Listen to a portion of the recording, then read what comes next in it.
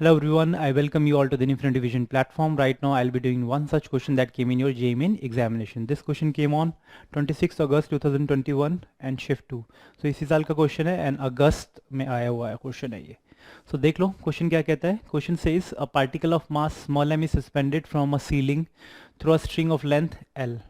है ना, एक पार्टिकल है स्मॉल m मास का और L उसका लेंथ ऑफ द स्ट्रिंग है देर का जो कि सस्पेंडेड है सीलिंग से.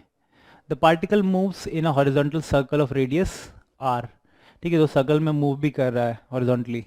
ठीक है, हॉरिजॉन्टल सर्कल में such that R is equal to L by root two. The speed of the particle will be. देख लो, विजुलाइज करो question. Suppose at certain point this object is rotating like this on a horizontal circle of radius r. ठीक है, तो इस particular point पे this length is L which is already given to you. इस string का length कितना है? L है. और इस ऑब्जेक्ट का वेट इसको नीचे ले जाना चाहेगा, but since it is in balanced condition so that means the all net force acting on the body must be equal to 0. Okay, तो tension in the string let की इस टाइम पे इसकी टेंशन कितनी है? T है. So this angle let it be theta with the horizontal with the vertical. ठीक है, so this tension can be divided into two components like this angle would also be theta, so this would be equivalent to T cos theta. This component of the tension will balance its weight, and this component which is towards radius which is T sin theta, this component will balance its centripetal force which is mv square by r. ये इसको balance करेगा, है ना. तो but हम angle देख लेते हैं, थीटा एंगल है होता क्या है. हमें क्या रिलेशनशिप गिवन है इस ट्रायंगल के अंदर? We already know that sine theta is nothing but R by L. In this particular triangle sine theta would be equal to perpendicular by hypotenuse. So R by L.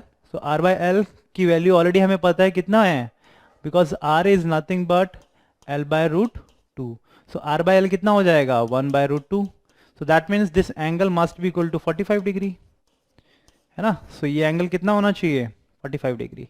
जब इतना पता हो गया है, बाकी अब सॉल्व कर लो equation. T cos theta is equivalent to mg and this T sin theta must be equal to mv square by r. तो दोनों का अब हम रिलेशनशिप निकालेंगे.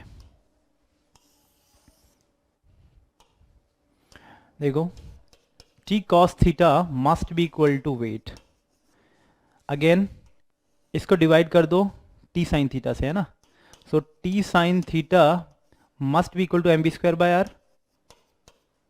यही होगा, mv square by R. So T से T कैंसिल. ठीक है, okay. So this is cos component and this is sine component. ठीक है, बिल्कुल.